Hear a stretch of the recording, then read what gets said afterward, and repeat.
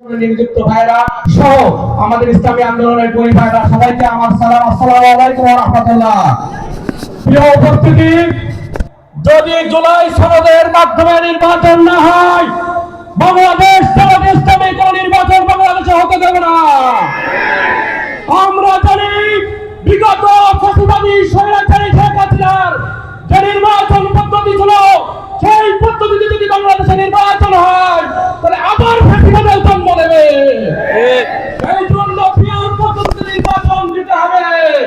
স্বৈরাচার মুক্ত, সন্ত্রাস মুক্ত, চাঁদাবাজ মুক্ত, ফ্যাসিবাদ মুক্ত বাংলাদেশ গড়তে গেলে পিয়ার পদ্ধতিতে নির্বাচন দিতে হবে। এখন পর্যন্ত বিরোধিতা করছেন, বিগত একটি বছরে প্রায় 1.5 শতাধিক নেতা কর্মীদের তারা নিজেরা হত্যা করেছে। যারা নিজের নেতাদের কর্মীদের জীবনের রক্ষা করতে পারে না, তারা কিভাবে বাংলাদেশের মানুষের জীবন রক্ষা করবে? আগামী নির্বাচনে পিয়ার পদ্ধতির মাধ্যমে নির্বাচন দিতে হবে। জুলাই সনদ বাস্তবায়ন করতে হবে। ফ্যাসিবাদের বছর আওয়ামী লীগ সহ জাতীয় পার্টি সাংবাদিকের বীর সকলের বিচার দৃশ্যমান হতে হবে। তা না হলে আমরা আরেকটা বড় অভ্যুত্থান ঘটানোর জন্য প্রস্তুত আছি ইনশাআল্লাহ।